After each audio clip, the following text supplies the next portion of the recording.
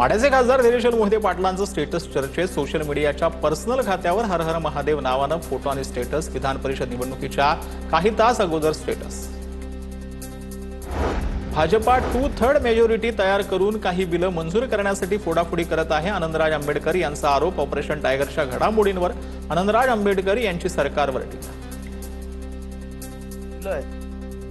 2/3 मेजॉरिटीने pass करून घ्यायची कारण ती अत्यंत त्यांच्या दृष्टीने डिलिमिटेशन असेल की संविधानामध्ये मोठ्या बदल असतील यासाठी 2/3 मेजॉरिटी लागते। ही मिळवण्याचा त्यांचा म्हणजे लोकशाही विरोधी खटाटोप आहे असं मी समजतो। काँग्रेस भाजपच्या उमेदवाराला जिंकताना पाहू शकते पण दलितांचा विजय त्यांना सहन होत नाही। अमरावतीत वंचितला पाठिंबा न दिल्यानं प्रकाश आंबेडकरांची टीका।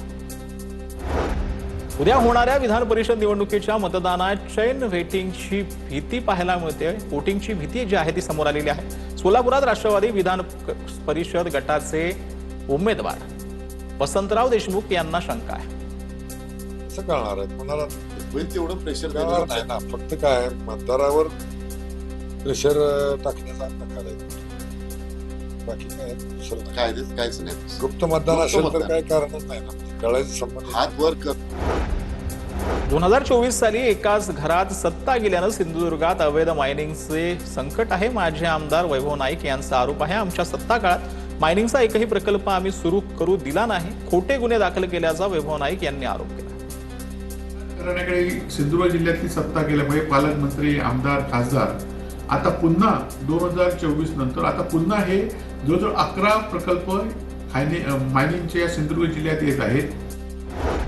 भाजपचे नेते किरीट सोमय्या यांच्या उपस्थितीमध्ये वसई विधानसभा क्षेत्राची SIR संदर्भात महत्त्वपूर्ण बैठक संपन्न झाली। बैठकीला आमदार स्नेहा दुबे पंडित, आमदार राजन नाईक यांची उपस्थिती। महावितरणची स्मार्ट मीटरची सक्ती खपून घेणार नाही। शिंदेगड युवा सेनेचे जिल्हा प्रमुख नगरसेवक अनिकेत म्हात्रे यांनी इशारा दिला। वाशी येथे महावितरणचे अधीक्षक अभियंत्यांना निवेदन त्यांनी दिलं। सोलापूर विधान परिषद निवडणुकीसाठी मतदान साहित्याचं वाटप झालंय। विधान परिषद निवडणुकीसाठी 615 मतदार उद्या आपल्या मतदानाचा हक्क बजावणार। 6 ठिकाणी मतदान केंद्र असणार। अन्न व औषध प्रशासनाची राज्यात धडक मोहीम। 21 आस्थापनांवर धाडी टाकत 7,43,000 रुपयांचा गुटखा जप्त। 17 आरोपींना अटक। अन्न व औषध प्रशासनानं धारावीमध्ये टाकलेल्या छाप्यात भेसळयुक्त चिली आणि सोया सॉस जप्त करण्यात आला। जप्त केलेल्या सॉसची किंमत अंदाजे 32,630 रुपये। कारखान्याला व्यवसाय बंद करण्याची नोटीस।